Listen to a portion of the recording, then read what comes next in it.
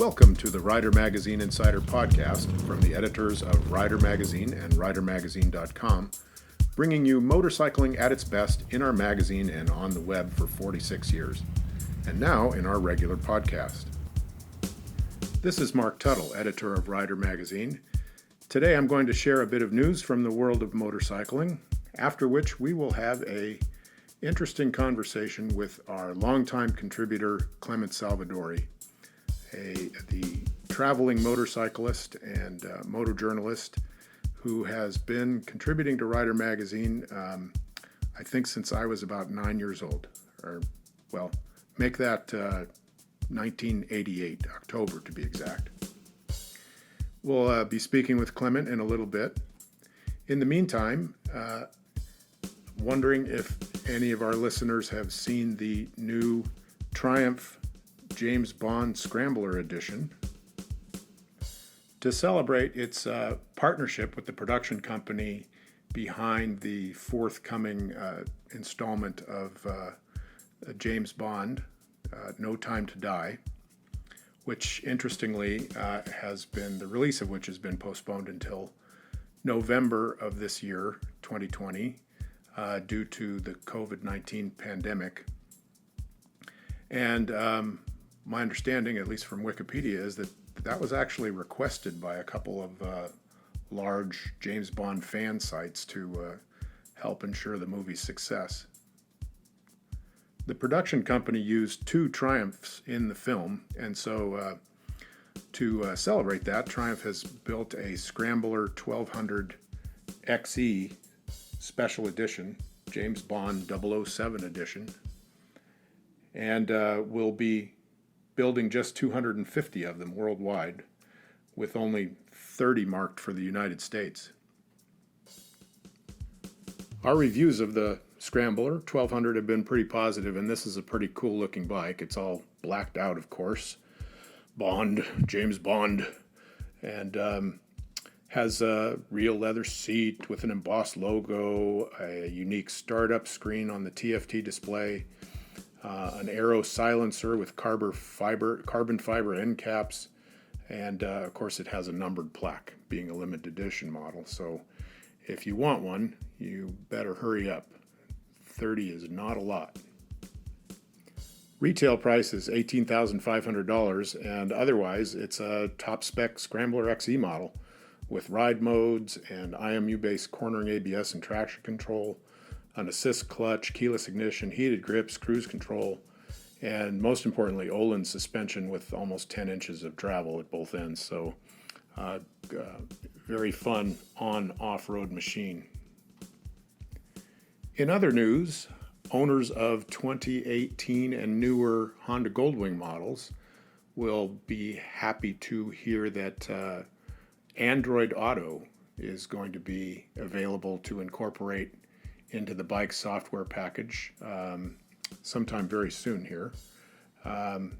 If you recall, when the Gold Wing was originally released, it did come with CarPlay, which works with your iPhone, but a lot of people lamented the fact that it did not include Android Auto for those folks that do not use an iPhone, but another type of phone with the Android operating system.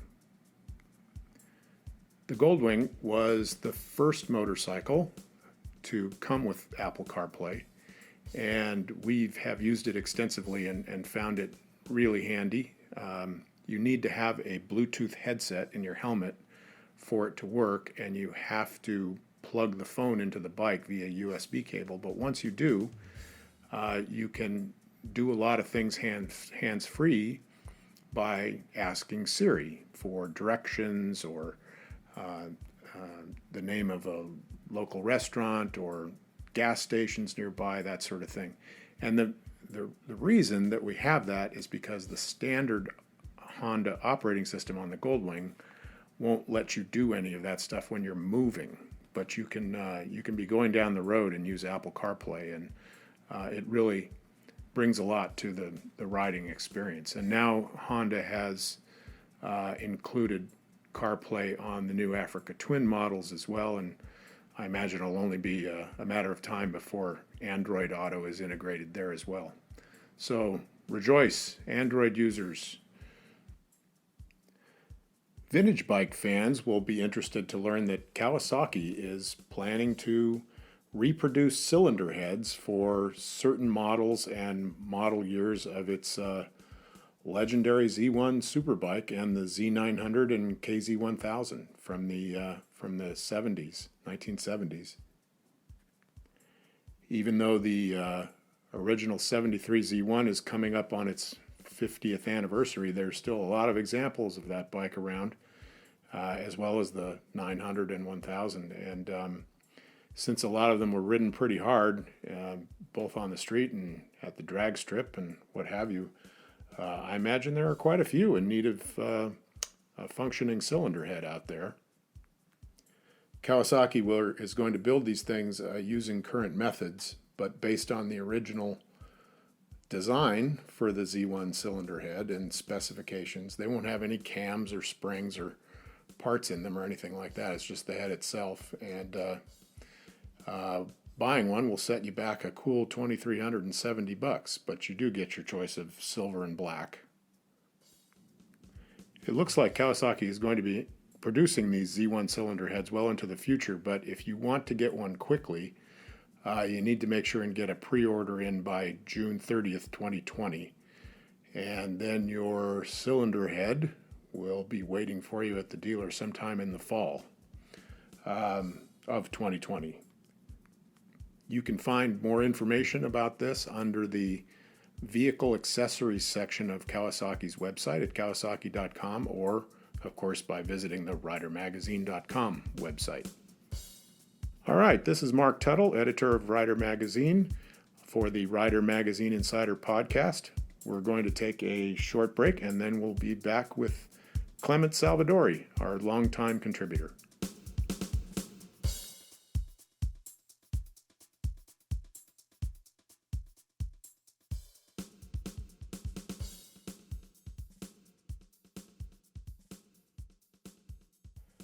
Welcome back. Thanks for hanging with us today. This is Mark Tuttle with the Rider Magazine Insider podcast, and we're speaking with Clement Salvadori, author of numerous books, including 101 Road Tales, a compilation of his best monthly columns for more than 3 decades of contributing to Rider Magazine. Clem has also published the book No Through Road, a collection of 29 stories from his round-the-world motorcycle adventures, all of which are pretty fascinating. I've read both books and enjoyed them very much. Now, normally, I think Clem and I would probably be doing this interview in person, perhaps even sharing a nice bottle of red. But under the circumstances, I'm down in our office in Camarillo, and Clem's up at his home on the Central Coast in California. Good morning, Clem. 175 miles away. Yes, yeah. Short 2-hour ride, right? Mm-hmm. Yeah. So how's life on the Central Coast? It's absolutely delightful. I mean, we have our county, San Luis Obispo County, has got about 300,000 people, and it's got one main road, and the rest of them are just roads running through vineyards and ranches, and there's no traffic on them. Fantastic. And so I go out every day. Every day. And the COVID-19 cannot go as fast as my motorcycle. Did it give you pause at all? Have you been riding constantly? Oh yeah, no. This is around here. There's no problem. The only stopping for gas, and most gas stations have been relatively empty, and I wear gloves when I'm handling all those things. I see. It'll maybe wash up when you get home, huh? Yeah. Yeah, good. So, Clem, I think your first column or your first contribution for Rider Magazine was your Advocating Adventure column in October of 1988. So that means that we've known each other for more than 3 decades. Is that a scary thought? I don't like to consider that. That means I'm old. Well, one of us is anyway. So tell us how did you get started in becoming the traveling motorcyclist? Oh, good heavens. Let's see. This is when I was 15, a friend of mine, a neighbor, bought a Harley 125, which barely ran, and we didn't have licenses, but we had woods behind our houses, and we cheerfully rode this 125 and crashed it regularly. And then next year, I went to my father's professor, and he got a sabbatical in Rome. And so I ended up in Rome, and I had spent that summer earning money, and here at age 16, and I bought my first motorcycle. And then my friend Dick, my neighbor, he sent me a letter, which is how you communicated back then, and said, I'll send you the money, buy me a motorcycle, and we'll go around Europe this summer. Now, this is, two high school kids between junior and senior grades. Right. And the fact that our parents were all in favor of this indicates either our parents didn't like us or they trusted us. And so Dick showed up. I bought him a BMW 250. I had an NSU 250. And we just spent the next 2 months traveling around Europe in 1957. And then got to England, put the bikes on what they called a student ship. These were boats which specialized in transporting college students around on the cheap. And we sailed back to New York, unloaded the bikes, and that was the beginning of the end. Wow. It sounds like a great trip. Any memories from it stand out in your mind? Oh, lots, dozens of them. I wrote a little bit about it, and then I sent that to Dick, and he said, I don't remember any of that. And so we have different memories, but no, it was just the absolute pleasure of sitting. Dick and I had very different riding styles, and we still ride together when we get together. And after the first day on the road together, we realized that I was a good deal faster than he was. And so in the morning, over coffee or whatever we were drinking, we decide where we're going to meet that night. And I'd go off, and then he'd show up later. I see. And but it was a great trip, and we both enjoyed it immensely. Now, you've owned a series of motorcycles since then, excluding any contemporary bikes in the stable, which we'll talk about in a minute. Is there one that you miss the most? Well, I would say my first Bonneville, which I bought in 1960.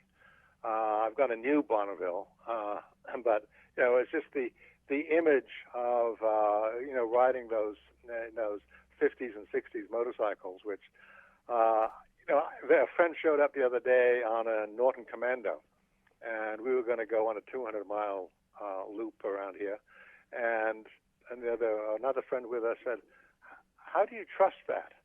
And my friend and I both said, "Look, 40 years ago, taking a 200-mile trip one day would be nothing. It's just that we've gotten used to how much more developed the machinery is, and we think that this old stuff can't make it. Well, it can." You bet it can, especially if it's reasonably well maintained. Oh yeah, it's the maintenance which is essential. And when I bought the Bonneville, I went to the factory in England to pick it up, and they just said, check the nuts and bolts every day. And I did, and let's see, I did have a couple. Oh yes, my lights went out at one point, and then I burned a hole in a piston chasing Ferraris. But both of those got fixed. Gotcha. All right. Now you went, as I recall, you went around the world in the 1970s, right? What bike did you use for that trip? I was working at the. This is in my formal days when I was working at the State Department, and I was working at the embassy in Rome, and I put in about 5 years. And I just gotten tenure. In other words, they couldn't fire me unless I did something really, really nasty. And my old boss, Graham Martin, he was just the President Nixon had just asked him to be the ambassador to Vietnam. And having just come from there, I said, "Ambassador Martin, don't take the job. You've got a great reputation. If you take the job, you will be ruined. Well, he took the job and got ruined. But then we got a really objectionable ambassador, a guy named Volpe. And that I just said, then I got orders, report back to Washington. And I just said, forget it. So instead of reporting back to Washington, I just got on my motorcycle and headed east with not much thought. Just, you got the bike, I got a bag on the back, I got a tent and a sleeping bag, and let's see how far we can get. And that was the beginning of basically an 18,000-mile trip. Did you take any breaks to come home along the way? No, this is basically I went east to Nepal, then I took a ship down to Kenya, then I rode from Kenya to South Africa, another ship from South Africa to Australia, around Australia, then over to New Zealand, and then a ship back to Panama. And this was,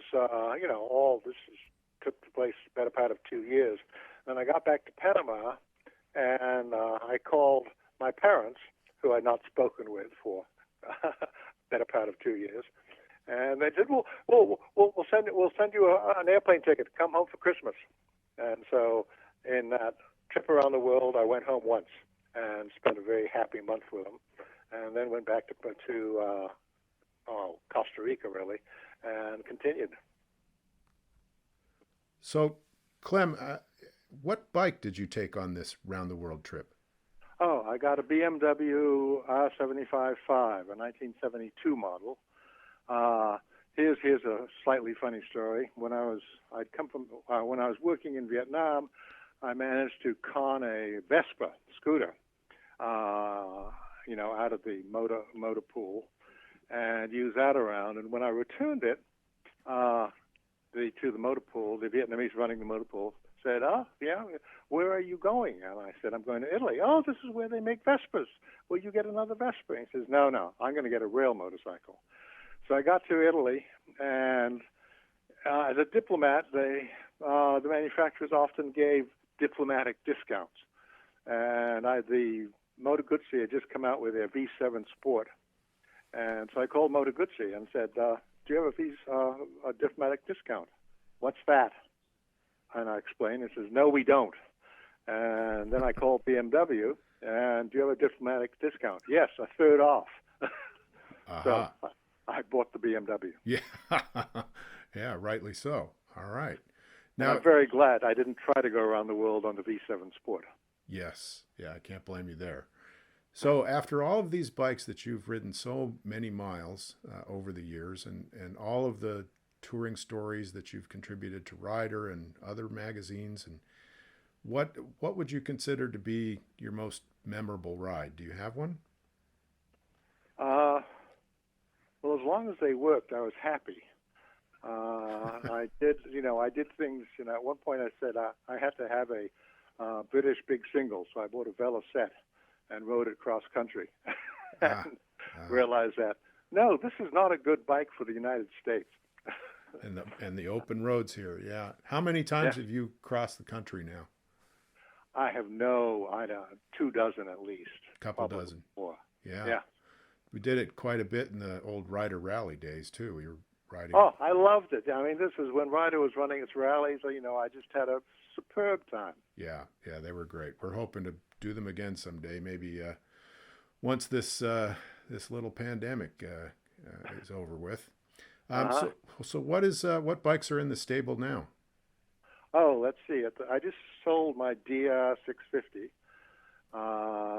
Suzuki. Suzuki. And I've got my DL650, the Wistrom, and my Honda ST1100 with 97,000 on it. Oh, my goodness. And a Triumph Bonneville with 20,000. No, 30. It's got over 30,000 now. And then there's my wife's Ninja 500. Ah, fantastic. Well, that's enough to maintain and insure.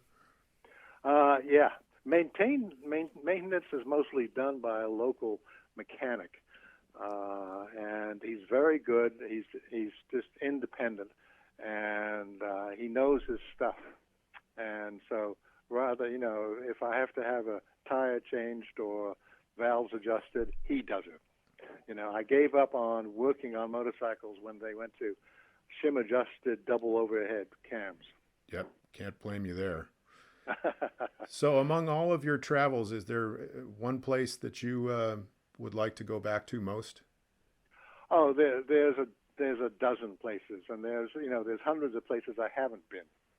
So rather than going back to someplace, Yeah. I would probably choose a brand new one. I gotcha. Yeah, good. Anything come to mind? Well, I've been to Iceland, but not with a motorcycle. I'd just like to do a little trip around Iceland. Ah, fantastic. And then, there's in northwest Germany near Hamburg, there is a bratwurst sausage museum. And they have 40 different types of bratwurst there. And I've never been there, and I've always wanted to go. Yeah, and probably never leave. Yeah, well, they've got a kitchen, da-da-da-da-da-da, and it just sounds like my holy of holies. Absolutely. Well, now, Clem, you have written, in addition to a couple books on touring in California and Baja, Mexico, you have written 101 Road Tales, which is actually a compilation of columns from Rider Magazine, 101 of them, as a matter of fact. Mm-hmm. And then also, No Through Road is the most recent book. Is that correct? Right. Yes, I read No Through Road and enjoy it very much. There's as I recall, there are 29 stories in there about your motorcycle trips, with one exception that was done in a van. Is that right? Yeah, the 30th story was done in a Volkswagen van. My sister was living at a house in Italy, and her husband came back to the States to get another job, and they had just been working, both of them, in Africa. And he said, "Please, your sister wants to take her Volkswagen bus across the Sahara Desert. Will you go with her?" Oh, gosh. And so, sure enough, I went with her, and it was, it was an absolutely, I threw that in the book because riding across the Sahara Desert and then getting the boat, getting the Volkswagen on a barge and going up the Congo River was quite unforgettable. I bet. Now, I don't usually like to talk about crashes and such, but if memory serves, you had a kind of an interesting story about a crash on your Bonneville? On my second Bonneville. The second one. What happened there? Oh, I was stationed in Germany, and I ordered up a Bonneville from the factory. This was 1963, and eventually a crate arrived at the local railroad station. I went in and put the bike together, and it was crated very nicely. About the only thing I had to do was put on handlebars in the front wheel. And then I rode it cheerfully around Bavaria for a couple of months, and then one night a Nazi tree jumped out in the middle of the road, and I crashed. And the army decided that they'd had enough of me, so they threw me out. And that was the serious crash of my life, and I won't, knock on wood, let it happen again. Good for you. Yeah. I mean, that was the one where they had to knit your bones together or something crazy like that. Yeah, my right leg was broken into 17 pieces. Oh, God. And wow. I like the doctor and the American Army colonel doctor who there I was sort of lying on the operating table. This was July 3rd, 1964. One remembers those dates. And he says, "Salvadori, I'm going to save that leg of yours. A regular civilian doctor would just cut it off, but if I save your leg, it's going to cost the Army less money." So he put together my leg, and it's still working quite well. Yeah, indeed. Yeah, you put on a lot of miles since then. Mm-hmm. So Clem, tell us a little bit about your touring habits on the road. I know that you're a big fan of maps over electronics. Yeah, I have I get a better feel for the roads if you have decent maps. I mean, you can get a map of the United States, which won't help you too much. But I can out here in California, AAA gives great maps with very small roads on them. And I remember I was staying in a motel up north somewhere, Healdsburg, I think. And there was a guy on a motorcycle next door to me, and he was from Illinois or something, and he had come west to visit a friend in Oregon, and then was headed off to meet somebody else in the Sierra Nevadas, and he had no paper maps. All he had was GPS, and this was, good heavens, 10 years ago. And his idea of traveling was basically to follow the GPS roads with no sense of the little roads that were available. So I gave him a couple of my maps, and I realized that GPS has gotten very sophisticated, and put you on dirt roads, put you on super highways. Sure. But still, I'll take a map. Gotcha. All right. Well, we're getting short on time, and I think that our listeners would probably shoot me if I didn't ask you about your signature beret. Ah, okay. Well, 100 years ago, actually in the early 60s, I joined the Army, and I was going to go to officer candidate school. And, there you are in sort of the advanced individual training, and we're all sitting there, and this weedy little second lieutenant comes out and tells you what pleasure it is to be an officer. Well, that didn't impress me. And then this Guamanian, I think he was an E7 sergeant, he came out, and he was about, 5.5 feet tall and 5 feet wide. And he had a green beret on. And he had fatigues on, proper combat fatigues. And he just looked out at us and said, well, okay, this is what Special Forces does, but I doubt if any of you can hack it. Well, that got me going, and I did join Special Forces. They were they tried to make me a communications expert, but they gave up on that and made me a demolition specialist. And anyway, so I was in the Army wearing a beret and very happy. And then I got out of the Army and tossed the beret.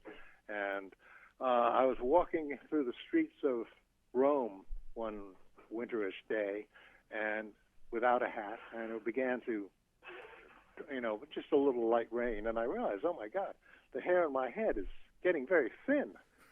And I was walking by a shop which sold Borsalino hats. So I walked in there and bought a Borsalino, and the nice thing about a Borsalino, it had a brim, and you could just roll it up. But I realized after, about 6 months that it wasn't the most ideal, head cover for a motorcyclist. And then I remember, berets. And I went and got a beret, and now I have about 15 of them. Fantastic. And, as well as keeping my head warm, they make great potholders. You've always got one handy. Yeah. That's great. Well, Clem, I appreciate your time. Thanks for being with us here today on Rider Mag Insider. Let's call this part 1, and we will be back to talk again in the near future. Good. All right. Take care. You too. Thanks. I'm going to go for a ride. All right. Have a good one. Bye-bye. Be sure to check out Clement Salvadori's website at clementsalvadori.com, where you can see his smiling face staring back at you, and more importantly, buy his books and learn a little bit more about his background, which is posted on the homepage. If you ask nicely, Clem will even autograph the books before he sends them out to you, and you should buy directly from his site if possible. Cut out the middleman. This is Mark Tuttle, editor of Rider Magazine. Thanks for listening to the Rider Magazine Insider podcast, this time with our contributing editor, Clement Salvadori. Feel free to reach out to us through our ridermagazine.com website on our like-name social media pages on Facebook, Twitter, and Instagram, or email us directly at rider@ridermagazine.com. Thanks again for listening. We appreciate your interest.